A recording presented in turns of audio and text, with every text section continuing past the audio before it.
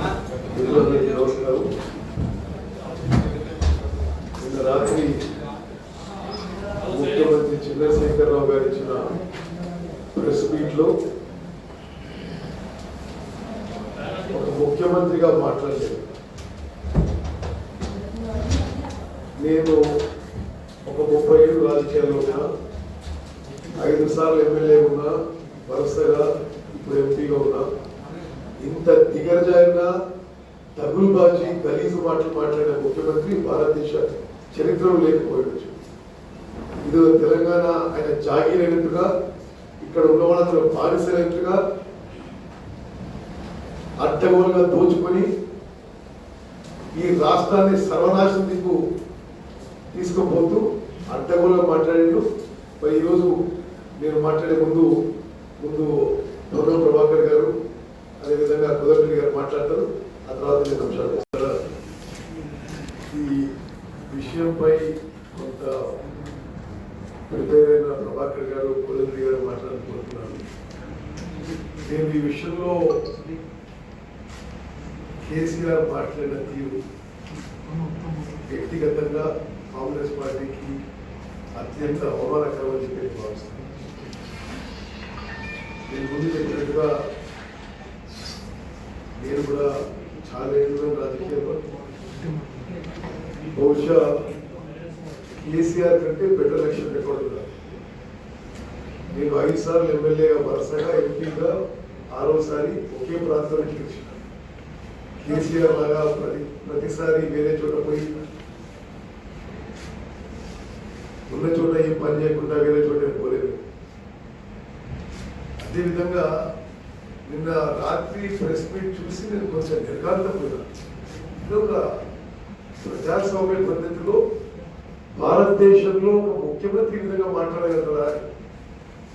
ఎందుకంటే అతను వాడిన పదజాలం, బూతు మాటలు, అతని తిట్లు కాంగ్రెస్ పార్టీ పట్ల, ప్రధానంగా నా పట్లనే డైరెక్ట్ అని చెప్పి నేను భావిస్తున్నాను. నేను సాధారణంగా అంత లేట్గా టీవీ చూడను, కానీ నిన్న బై ఛాన్స్ టీవీ చూస్తూ ఈ తిట్ల పురాణం మొదలయ్యేసరికి నేను కొంత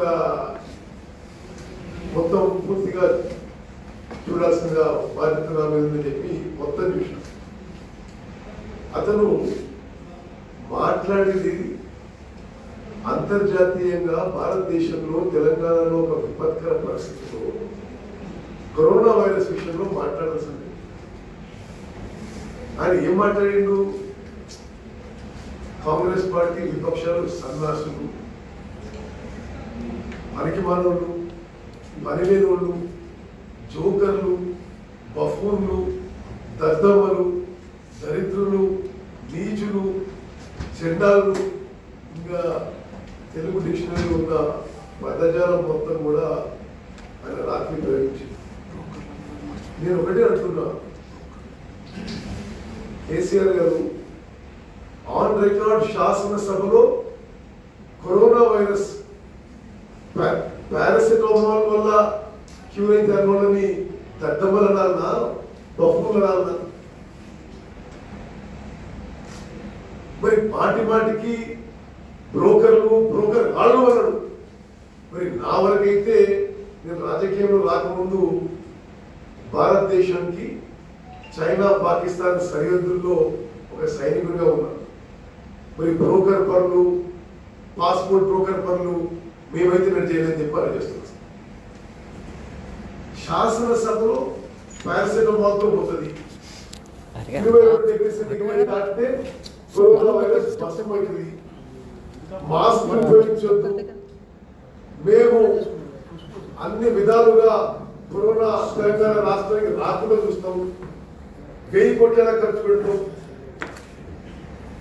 అన్న ఈ పెద్ద మనిషి కరోనా లాక్డౌన్ తర్వాత 4000 కోట్ల అప్పు మార్కెట్ బారోయింగ్ తో తీసుకొచ్చింది ఆయన. కానీ ఆయన మేనలుడు ఫైనాన్స్ మినిస్టర్ కానీ ఒక్క మాట కూడా చెప్పలే రాష్ట్రంలో.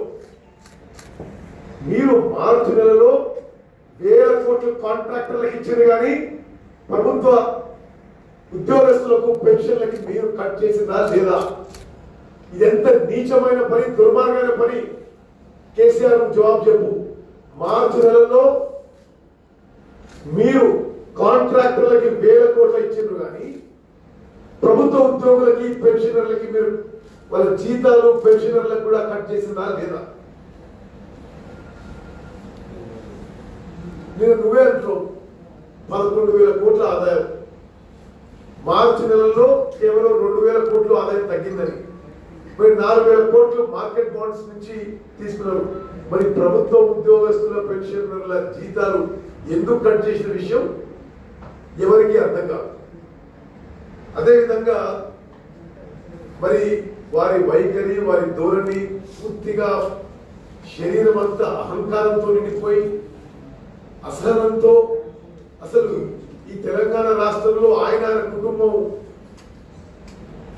వాళ్ళు దోచుకోవడానికి తెలంగాణ రాష్ట్రం వచ్చినట్టు, వాళ్ళ జాగీరైనట్టు మాట్లాడడం, ఇది పూర్తిగా తెలంగాణ ప్రజలందరినీ కూడా అవమానించినట్టు మాట్లాడారు. ఎటువంటి పదజాలం వాడినంటే, నేను రాజకీయాలు వచ్చినప్పటి నుండి రాజకీయాల్లో ఉన్నంత కాలం ఎవరట్లా మాట్లాడతారని అనుకోనిగా. మిషన్ భగీరథలో 35-40 వేల కోట్లు ఖర్చు పెట్టి 2015 శాసనసభలో 3 ఏళ్లలో పూర్తి చేస్తాం. ఈ రాష్ట్రంలో ప్రతి ఇంటికి నల్లాకి ఇవ్వకుంటే 3 ఏళ్లలో మేము ఓట్లు అడగని వాళ్ళు ఏమనాలి? సన్నాసులన్నా, దద్దములన్నా, బ్రోకర్లన్నా. మరి ఈ రాష్ట్రాన్ని ఆంధ్ర కాంట్రాక్టర్ తాకట్టు పెట్టి మీరు మీ 6% కమిషన్ కోసమే మిషన్ భగీరథ కాళేశ్వరం ప్రాజెక్ట్, ఇది ప్రజల కోసం కాదు అని చెప్పి మనం చెప్తున్నాం. మరి మీ ఇష్టం వచ్చినట్టు లాక్డౌన్ మొదలైనాక కాంట్రాక్టులలో మీ దోస్తులు ఆంధ్ర కాంట్రాక్టర్లకి, మీ మేనర్లకు మొత్తం ఈ తెలంగాణ రాష్ట్రాన్ని దోచిపెడతారా? 21,000 కోట్ల టెండర్లలో లాక్డౌన్ మొదలైనాకనే టెండర్లు మొదలైతే, లాక్డౌన్ అంతం కాకుండా పూర్తయితే మరి ఎంత దోచుకోవడానికి టెండర్ గురించి మీరు ఎందుకు గ్లోబల్ టెండర్ విలువలేదు? ఎంత మీ కమిషన్ ఏంది మతలబు? ఈ రాష్ట్రము, ఈ దేశము, ఈ ప్రపంచము ఒక విపత్కరమైన పరిస్థితిలో కొనసాగుతుంటే మీ కమిషన్ల విషయం మాత్రం మీరు మర్చిపోరు. మీరు మమ్మల్ని బ్రోకర్లు, మమ్మల్ని దద్దమ్మలు, బ్రోకర్లు అంటారు. మరి మీకున్న బుద్ధులు అందరికీ ఉంటే అని చెప్పి అనుకోవద్దు కేసీఆర్ గారు. అదేవిధంగా ఒక లగ్జరీ లైఫ్ అలవాటైపోయి ప్రజల సొమ్ముతో 1,00,000 స్క్వేర్ ఫీట్ల ఇంట్లో ఉంటూ, మీకు తెలుసులో అసలు ఈ మధ్య ఆయన కుటుంబ సభ్యులు ఎవరు కూడా సాధారణంగా షెడ్యూల్డ్ ఎయిర్లైన్స్ తో ప్రయాణం చేస్తలేరు. ప్రైవేట్ విమానాలు, చార్టర్డ్ ఫ్లైట్, ఎవరి సొమ్మునంతా ఈ తెలంగాణ ప్రజల సొమ్ముతో మీరు దోచుకొని ఒక టైప్ ఆఫ్ విలాసవంతమైన లగ్జరీ జీవితంగా అలవాటు పడి మీరు ఇతరులు మనుషులు కూడా అవపడతలేరు. అమితు ఆయన చీఫ్ సెక్రటరీ దగ్గర వాళ్ళు వచ్చింది అంటే చీఫ్ సెక్రటరీ దగ్గరికి ఒక సామాన్య మనిషి రాకుండా మీరు తీసుమార్కంగా ఏ పార్టీ అయితే ఎన్ని ఓట్లు పడుతుంది, ప్రజల పక్షాన్ని రిప్రజెంట్ చేయడం మా ధర్మం కాదా? నువ్వు ఒక్క ఎంపీ ఉంటివి తెలంగాణ వచ్చిన రోజు, ఒకడే ఒక ఎంపీ విదేశాలు తప్పడం కాంగ్రెస్ లో జరిగింది. మరి ఆ రోజు ఎవరు మాట్లాడలేని గురించి అట్లా. అదేవిధంగా ఆయన విమర్శిస్తారంట అంతకుముందు ప్రెస్ మీట్ లో మీడియాను బెదిరిస్తాడు, విపక్షాలను బెదిరిస్తాడు. దేనికి బెదిరేది లేదు మిస్టర్ కేసీఆర్, దేనికైనా సిద్ధం. మేము మా జీవితం ప్రజల కోసం అంకితం చేసినాం, అదేవిధంగా పోరాడతాం. మేము అనని మాటలని ఇది అంటాడు గవర్నర్ దగ్గర మరణాలు లేవని అన్నమాట. సిగ్గుశరం ఉండాలి. ఒక ముఖ్యమంత్రి స్థాయిలో ప్రధాన ప్రతిపక్షం గవర్నర్కి ఇచ్చిన రిప్రజెంటేషన్ చదువుకునే విజ్ఞత ఉండాలి. మేము గవర్నర్కి ఇచ్చిన రిప్రజెంటేషన్ లో మొత్తం భారతదేశంలో తెలంగాణ రాష్ట్రంలోనే ఎందుకు తక్కువ టెస్ట్ జరుగుతుంది? కరోనా వైరస్ మరణాలని వేరే కారణాలు ఎందుకు చూపెడుతున్నావు అని మేము ఇచ్చిన డాక్యుమెంట్స్ లో కనీసం మీకు చదువుకునే విజ్ఞత ఉండాలి. గవర్నర్ మేము గతంలో వీళ్ళు నిరుపేదల భూములు లాక్కుంటుంటే వాళ్ళు కొంతమంది కోర్టుకు పోతే కొంతమంది కోర్టుకు పోవడానికి సాయం చేస్తే కోర్టుకులు కూడా ఆయన ఆ రోజు శాసనసభలో మాట్లాడాడు. ఎందుకు కోర్టుకు పోతున్నది? మరి కోర్టుకు పోతే నీకు ఇబ్బంది, గవర్నర్ దగ్గర పోతే నీకు ఇబ్బంది, నీ బాధిస్తామా? గవర్నర్ దగ్గర మేము చెప్పిన విషయాన్ని వక్రీకరించిండు. గవర్నర్ ఇన్స్టిట్యూషన్ కూడా అవమానపరిచిండు కేసీఆర్. మేము గవర్నర్ కి చెప్పింది, గవర్నర్ గారికి భారత రాష్ట్రపతి నుంచి ఈ కరోనా వైరస్ విషయంలో కొంత ఓవర్సీ చేయమని చెప్పి స్పష్టంగా వార్తాపత్రికల్లో మీడియాలో వచ్చింది. మేము గవర్నర్ గారు చెప్పింది టెస్టింగ్ తక్కువ జరుగుతుంది, అండర్ రిపోర్టింగ్ ఆఫ్ డెత్స్. మేము ఇచ్చిన కాగితం దయచేసి మీ అందరికీ తెలుసా, దయచేసి మీ రామోజీరావు గారికి, మీ భారతి గారికి, రాధాకృష్ణ గారికి, వివేక్ గారికి, వెంకటరామరెడ్డి గారికి అందరికి చెప్పండి. మేము చెప్పిన విషయాలు పచ్చబద్దాలు మాట్లాడితే అసలు పేజీలు నింపేసింది. మేము మాట్లాడే నిజం కూడా కొంత టీవీలో పేపర్లో రావాలని మేము కోరుకుంటున్నాం. మేము గవర్నర్కి ఇచ్చిన రిప్రజెంటేషన్ మీకు మరోసారి సాఫ్ట్ కాపీ పిఆర్ఓ హరిప్రసాద్ ఇస్తారు. మేము అన్నది, మేము అటాచ్ చేసిన డాక్యుమెంట్స్ హైదరాబాద్ లో ఒక డాక్టర్ల స్వచ్ఛంద సంస్థ, డాక్టర్స్ ఎన్జిఓ, వాళ్ళు కేంద్ర ప్రభుత్వానికి ఇచ్చిన రిప్రజెంటేషన్ కాపీ మేము అటాచ్ చేస్తూ యాజ్ ఇట్ ఈస్ గా అందులో స్పెసిఫిక్ అంకెలతో సహా ఒక ఉదాహరణ ఇస్తూ, గాంధీ హాస్పిటల్లో ఫలానా వ్యక్తి చనిపోతే అతని కరోనా వైరస్ కి అడ్మిట్ చేసిండు, చనిపోయినోడు మాత్రం అతని మరణాన్ని చూపించలేదు అని ఉదాహరణతో ఇచ్చింది. ఆ డాక్యుమెంట్స్ అటాచ్ చేసి మేము గవర్నర్ గారికి ఇస్తే ఈయన ఏంటి అడ్డగోలు మాట్లాడి, మేము మరణాలు కోరుకుంటున్నామా?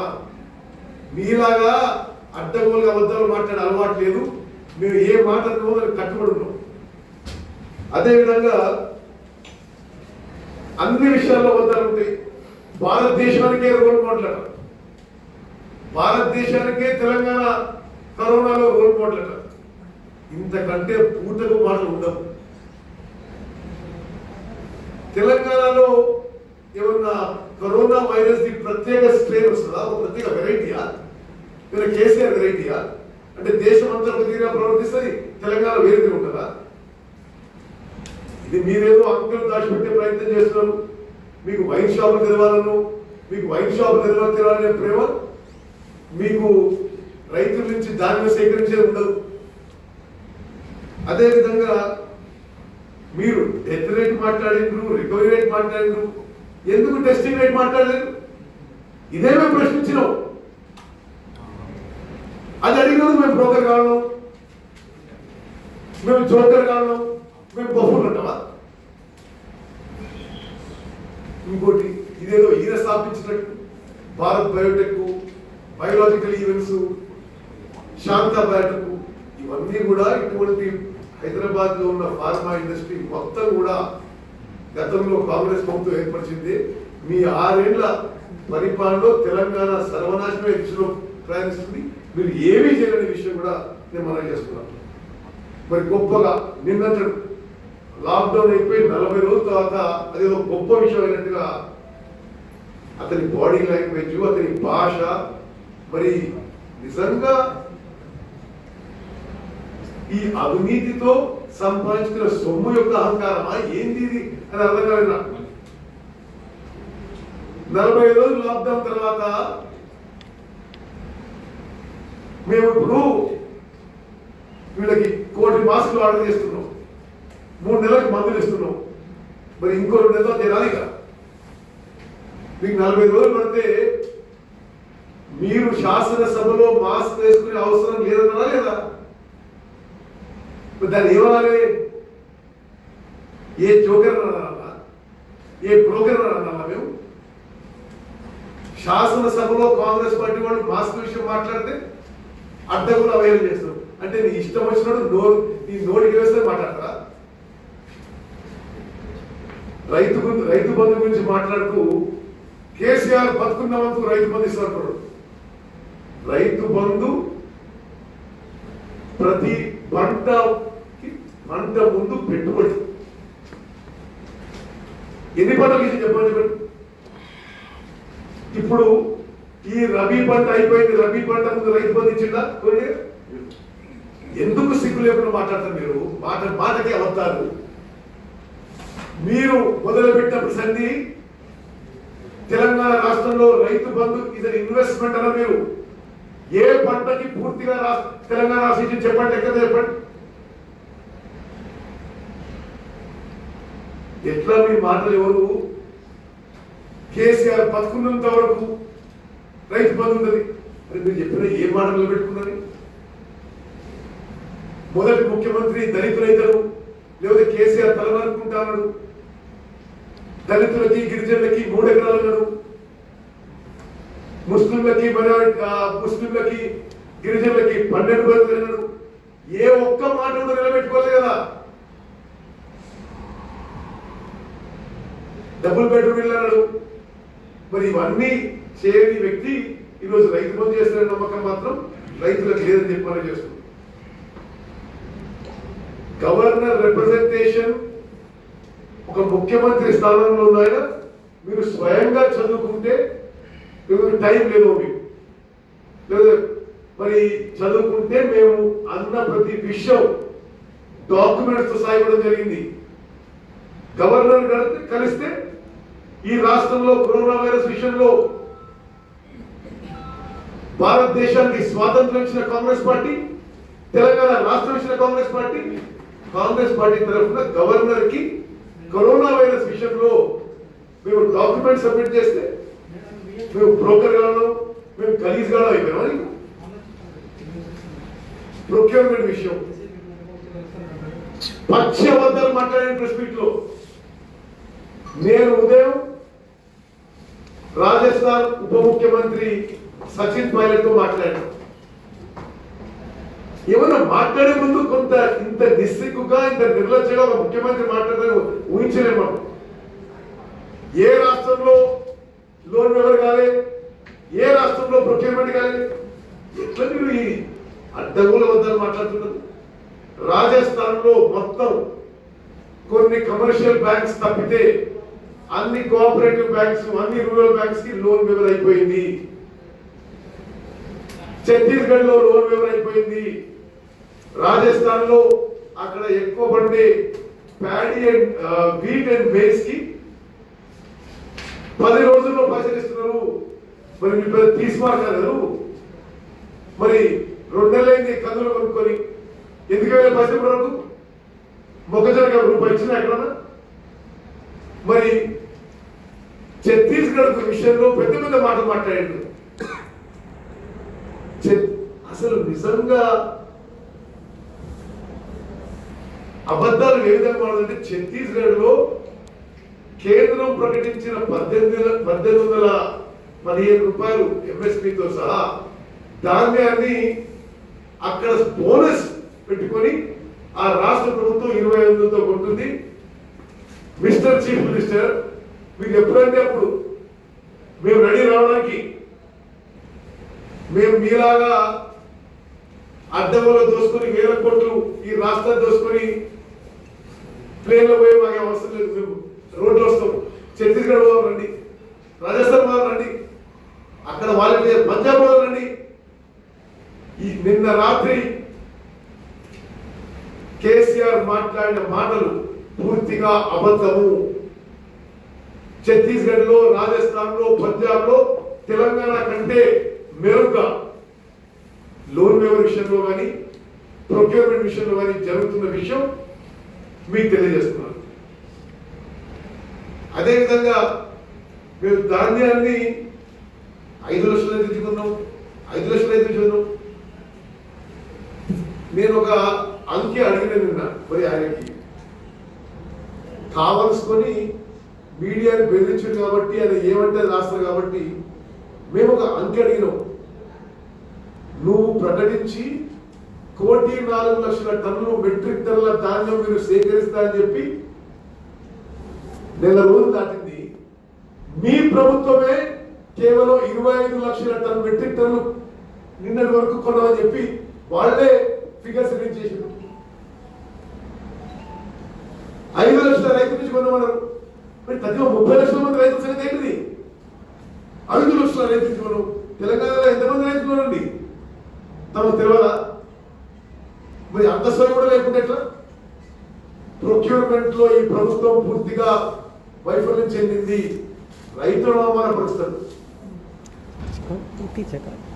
ప్రతిపక్ష నాయకులు తాలు విషయంలో ఫీల్డ్ లో కొన్ని చోట్ల తాలు ఎక్కువ తరువు ఎక్కువ చేసి రైతులకు నష్టం చేస్తుంటే అంతగానో మీద మీద వాడు ఎగబడి మాట్లాడలేదు.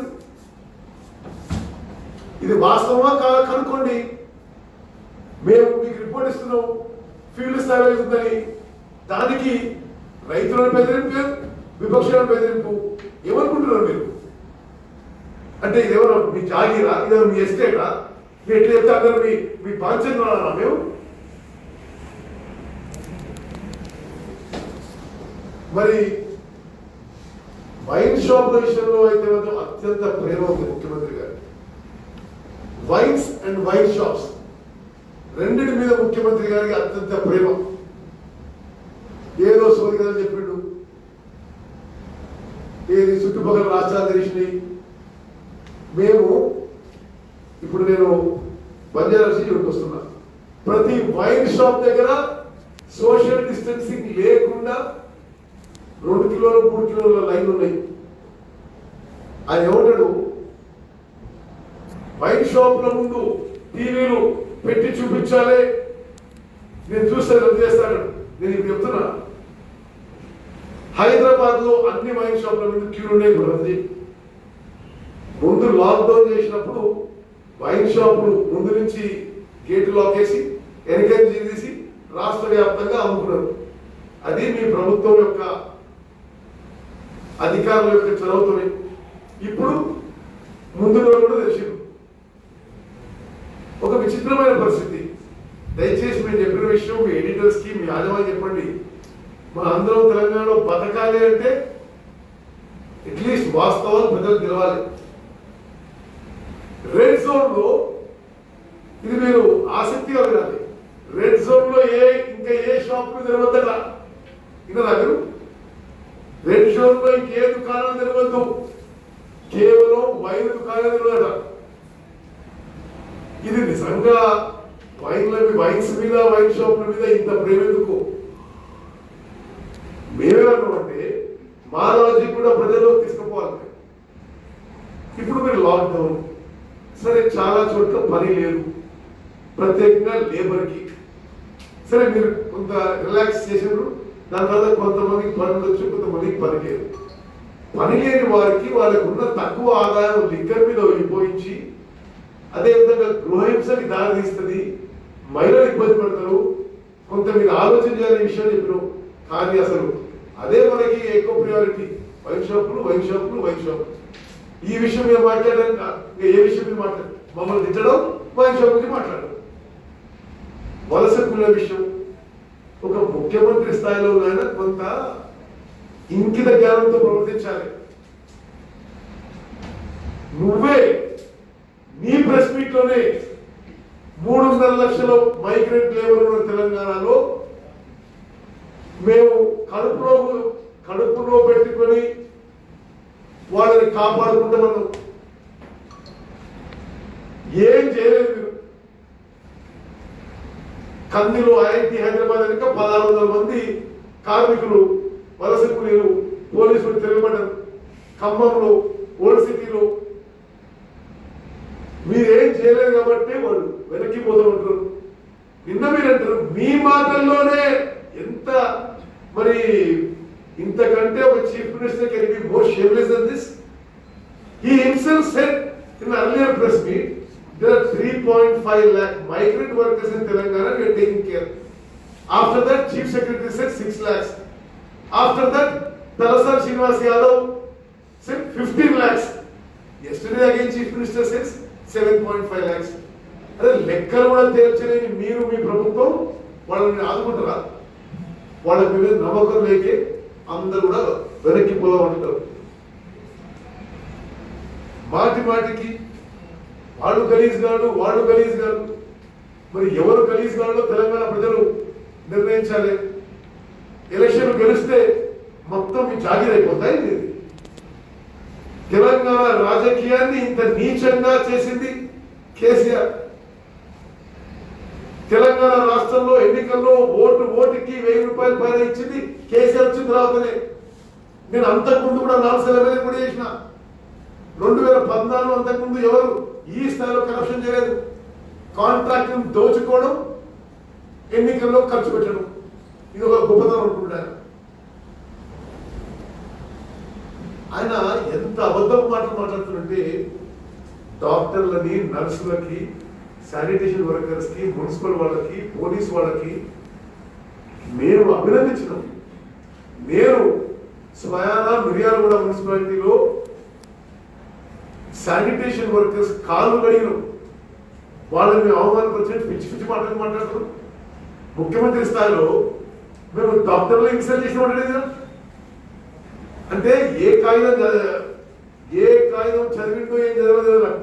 మేము గవర్నర్ గారికి ఇచ్చిన రిప్రజెంటేషన్ ప్రముఖ డాక్టర్లు సంతకం పెట్టి, ఒక డాక్టర్ ఎన్జిఓ సంతకం పెట్టి కేంద్ర ప్రభుత్వానికి ఇచ్చిన కాపీ మేము గవర్నర్ గారికి ఇచ్చినాం. అది గవర్నర్ని, అది డాక్టర్లని అవమానపరిచినట్ట మీరు చేసిన అవమానపరచడం. పర్సనల్ ప్రొటెక్షన్ ఎక్విప్మెంట్ అన్ని ప్రభుత్వ హాస్పిటల్లో సరైన స్థాయిలో మీరు సప్లై చేసినారు. డాక్టర్లు, నర్సులు దాని మీద ప్రొటెక్ట్ చేసినారు కదా. మరి బత్తాయి విషయంలో ఈయన ఇంతకుముందు ప్రెస్ మీట్ లో బత్తాయి ఆరోగ్యానికి మంచిది, విటమిన్ సి ఉంటుంది. ఏం జనాలు విటమిన్ సి ఉంటుందా? ఆయనే అన్నది. మీరు రికార్డింగ్ చూడండి. ఇమ్యూనిటీ పెరుగుతుంది, రోగ నిరోధక శక్తి పెరుగుతుంది, ఇది బార్డర్ దాటొద్దు, మన జనమే తినాలని ఆయన బార్డర్లో మూసేసిండ్రు. బత్తాయి దాటలేదు, బత్తాయి నాలుగు కూడా దాటలేదు. ఈరోజు బత్తాయి రైతులు సీరియస్ క్రైసిస్ లో ఉన్నారు, సివియర్ క్రైసిస్ లో ఉన్నారు. కేవలం కేసీఆర్ పుణ్యమా అని చెప్పి పనిచేస్తున్నా. మరి ఇంత పెద్ద పెద్ద మాటలు మాట్లాడిన మీరు బత్తాయి పంటని కొనుగోలు చేసి రాష్ట్ర వ్యాప్తంగా రేషన్ గా, మీరన్నారు అలా విటమిన్ సి ఉంది, అలా ఇమ్యూనిటీ ఉంది, ఇది మన జన విధానం మీరు అన్నారు. కాబట్టి మీరు మొత్తం బత్తాయి పంట కొని జనానికి పంచిపెట్టాలని చెప్పి కోరుకుంటున్నాం. అదేవిధంగా ప్యాడీ విషయంలో కనీసం రబీ పంట కల్లాలకి, ప్రొక్యూర్మెంట్ సెంటర్లకి ఎప్పుడు వస్తున్నాయి? ఇంకిత క్యాన్లకి దద్దబాబు. ఈ ప్రభుత్వంలో ఉన్నోళ్ళు ఏమన్నారండి? మీరు బస్తాలు కూడా సరైన సమయంలో కొనలేని ఈ ప్రభుత్వంలో పెద్ద మనుషులు దద్దమలా, బ్రోకర్లా, జోకర్లా. బస్తాలు సరైన సమయం మీరు కొనలేదు కాబట్టి ఈ రాష్ట్రంలో ఈరోజు వరి ధాన్యం ప్రొక్యూర్మెంట్ ఇబ్బందికరంగా మారింది. మరి అదేంటో ఇది ఈ రాష్ట్రంలో ఐఏఎస్ ఆఫీసర్స్ భూగోపోయినట్టు, చీఫ్ సెక్రటరీ వేరే రాష్ట్ర కేంద్రానికి వస్తారు, సివిల్ సప్లైస్ కమిషనర్ రిటైర్ అని పెడతారు. మొత్తం కాంట్రాక్ట్ చూసే ఈఎన్సీని మన బంధువులు పెట్టుకుంటారు. మన బంధువులు ఈఎన్సీ పెట్టుకొని మన ఇంకో బంధువు ప్రతిభకి 1000 కోట్ల వరకు ఇచ్చేస్తాం. తప్పనిసరిగా ఈ విషయాలు కూడా పార్లమెంట్ లో మాట్లాడతాం. మీరు కేంద్ర ప్రభుత్వ నిధులు తీసుకొచ్చి దుబారా చేస్తున్నారు, అవినీతి చేస్తున్న విషయం తప్పనిసరిగా పార్లమెంట్ లో, బయట కోర్టులో తప్పనిసరిగా కోర్టులో చేస్తాం. మరి మొక్కజొన్న రైతులకు పైసలు ఇవ్వలేదు, నిమ్మ రైతు సంగతి పట్టించుకోవడం లేదు, మామిడి రైతు సంగతి పట్టించుకోవడం లేదు. ఇవన్నీ ఎందుకు జవాబు చెప్పలేదు ముఖ్యమంత్రి? మరి మిత్రులారా, అత్యంత బాధతో అత్యంత మేమైతే మా రాజకీయ జీవితంలో నిన్న ముఖ్యమంత్రి మాట్లాడినట్టుగా మమ్మల్ని ఎవరు మాట్లాడలేదు. వ్యక్తిగతంగా కానీ పార్టీ పరంగా కానీ నరనరాల దేశభక్తుల వాళ్ళు భారతదేశానికి ప్రాణాలు సైతం ఫలంగా పెట్టి పోరాడిన వాళ్ళు. ప్రజా జీవితం అంటే నా వరకు మా ఆస్తులు, మా కుటుంబం, ఆరోగ్యం అన్ని త్యాగం చేసేసిన వాళ్ళు. ఇటువంటి వాళ్ళతోని ఈ మాటలు పడాల్సిన అవసరం లేదు. ఈ రాష్ట్రం ఈరోజు దౌర్భాగ్య పరిస్థితి. కేసీఆర్ లాంటి ఆయన ముఖ్యమంత్రి కావడం ఈ రాష్ట్రం దురదృష్టం. ఎంత అహంకారం పెరుగుంటే, ఎన్ని వేల కోట్లు సంపాదించుంటే ఈ విధంగా మాట్లాడాలి. ప్రధాన ప్రతిపక్షాన్ని, భారతదేశాన్ని స్వాతంత్రం తీసుకొచ్చిన పార్టీని మమ్మల్ని వ్యక్తిగతంగా గలీజ్ గాళ్ళు, బ్రోకర్ గాళ్ళు, జోకర్ గాళ్ళు మళ్ళా మరి బ్రోకరే చేసేది మా తెలియదు. మేమే పాస్పోర్ట్ బ్రోకర్ చేయలే, మేమే కాంట్రాక్ట్ కమిషన్ తీసుకోలే.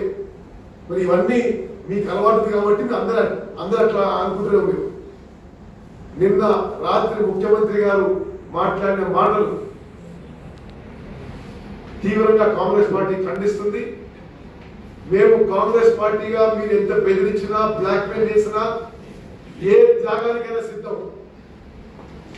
ప్రజల పక్షాన నిలబడతాం, ప్రజల పక్షాన పోరాడతాం. నిన్న మీరు అన్నారు కదా, నేను ఇతర మిత్రులు రేపు ఎల్లుండి కరీంనగర్ జిల్లాలో పర్యటిస్తాం. ఈ తాల్ విషయం, ఈ రైస్ మిల్ విషయం ప్రత్యక్షంగా ఫీల్డ్ లోకి పెడతాం. మీరు ఎప్పుడు రెడీ అంటే అప్పుడు ఛత్తీస్గఢ్ పోదాం, మీరు ఎప్పుడు రెడీ అంటే అప్పుడు పంజాబ్ పోదాం, మీరు ఎప్పుడు రెడీ అంటే అప్పుడు రాజస్థాన్ పోదాం. మీరు మాట్లాడే ప్రతి మాట పచ్చి అబద్ధం. దానికి మరి మీడియా మిత్రులు కూడా కొంత అనలైజ్ చేసుకోవాలి. ముఖ్యమంత్రి మాట్లాడేటో మీరు రాష్ట్రం నిజంగా రాజస్థాన్ లో, ఛత్తీస్గఢ్ లో, పంజాబ్ లో లోన్ వివర్ చేయలేదా?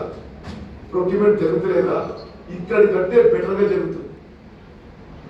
మిత్రులరా, మీరు కూడా మా మాటల్ని మీరు దయచేసి సెన్సర్షిప్ చేయకండి. మేము మా మాటల్ని మాట్లాడిన మాటలుగానే వేయండి. మేము ఎవరికి భయపడేది లేదు, మీరు ఎవరికి భయపడకండి. మేము దేనికైనా సిద్ధమే, ప్రజల పక్షాన ఏ త్యాగానికైనా సిద్ధమే.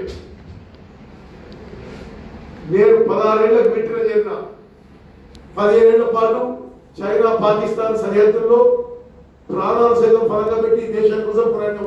ఇటువంటి వాళ్ళు మాట్లాడడానికి కాదు, తప్పనిసరిగా ఏ స్థాయికైనా పోరాటానికి సిద్ధం మనం చేస్తూ ముఖ్యమంత్రి మాటలు ఖండిస్తూ ఈ కరోనా వైరస్ విషయంలో, సహాయ చర్యల్లో, వ్యవసాయ ఉత్పత్తుల కొనుగోలు విషయంలో ఈ ప్రభుత్వం పూర్తిగా విఫలమైంది.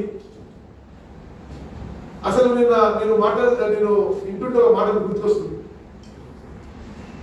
అసలు ఈ ప్రభుత్వంలో ఉన్న వాళ్ళకి సిగ్గుందండి. మీరు సంవత్సరంన్నర తర్వాత 1,00,000 రూపాయలు రుణమాఫీ ఏకకాలంలో చేస్తున్నాడు, 25,000 రేపు చేస్తున్నాడు, ఎల్లుండి చేస్తున్నాడు. క్షమాపణ కోరేయాలి. మీరు కాంట్రాక్టర్లకైతే అడ్డగోల వేల కొట్టించారు. రైతు రుణమాఫీకి మీకు ఎందుకు ఒక మానవీయ దృక్పథంతో ఆలోచన చేయడం లేదు మీరు? ఎందుకంటే కమిషన్ వస్తాయి, ఇలా కమిషన్ బాగా ఉంటారు. తప్పనిసరిగా మేము కూడా ఈ విషయాలు చాలా సీరియస్ తీసుకుంటాం. ఏ స్థాయిలో అయినా ఈ ప్రభుత్వాన్ని ఎక్స్పోజ్ చేస్తాం. తప్పనిసరిగా ప్రజల పక్షాన్ని నిలబడతాం, పోరాడతాం, ఏ త్యాగానికైనా సిద్ధం అని చెప్పి నేను మనం చేస్తా. రాష్ట్ర వ్యాప్తంగా కాంగ్రెస్ కార్యకర్తలు కూడా మనం చేస్తున్నా. ఈ కరోనా సహాయ చర్యల్లో, వ్యవసాయ ఉత్పత్తుల కొనుగోలు విషయంలో ఈ అధికార పక్షం ఆదరాలని అడ్డుకోవడానికి ప్రజల పక్షం నిలబడదాం, పోరాడదాం, ఏ త్యాగానికైనా సిద్ధం ఉందని చెప్పి నేను మనం చేస్తూ ముగించుకుంటాను. అసలు అపాయింట్మెంట్ ఇచ్చి టైం వేస్ట్ ఉంటున్నాం సార్. ఇక ఇప్పటి నుంచి ఈ ముఖ్యమంత్రిని మేము కలవడానికి కూడా ఇష్టం లేదు మాకు. ఇక మా టైం వేస్ట్ చేసుకో. అతనికి ప్రజల పక్షాలు అతను ఏమంటాడు, కరోనా వల్ల బయటకు పోతున్నాడట. మరి నా వయసు దగ్గర దగ్గర 60 ఏళ్ళు అయింది. నేను డయాబెటికే. మేము ప్రతిరోజు జనంలో పోతున్నాం. నీకు ప్రాణం అంటే అంత ప్రీతి ఎందుకు? అక్రమ సంపాదన ఎంజాయ్ చేయడానిక? ఇక్కడ ముఖ్యమంత్రి అంటారండి కరోనా వల్ల బయటకు వస్తున్నాడని. మేము మరి కరోనా మాకు సోకదా? మేము ప్రతిరోజు ప్రజల్లో ఉంటున్నాం. మమ్మల్ని మాట్లాడరా? నేను చెప్తున్నా, నేను ప్రతిరోజు జిల్లాకు పోతా, ముఖ్యమంత్రి ఏ జిల్లాకు పోయి చెప్పని చెప్పి నేను ఆడుకుని వస్తాను. ప్రతిపక్షాలు మాటలు పట్టుకొని రైతులు కొంతమంది ధాన్యాలను తగలబెట్టుకుంటూ మీ ఇష్టము మీకు అనుభవం చెప్పి చెప్తున్నాడు డైరెక్ట్ వాళ్ళకి అంటాడు. మరి ఆ పొగరు అహంకారం ఆ స్థాయి జరిగింది.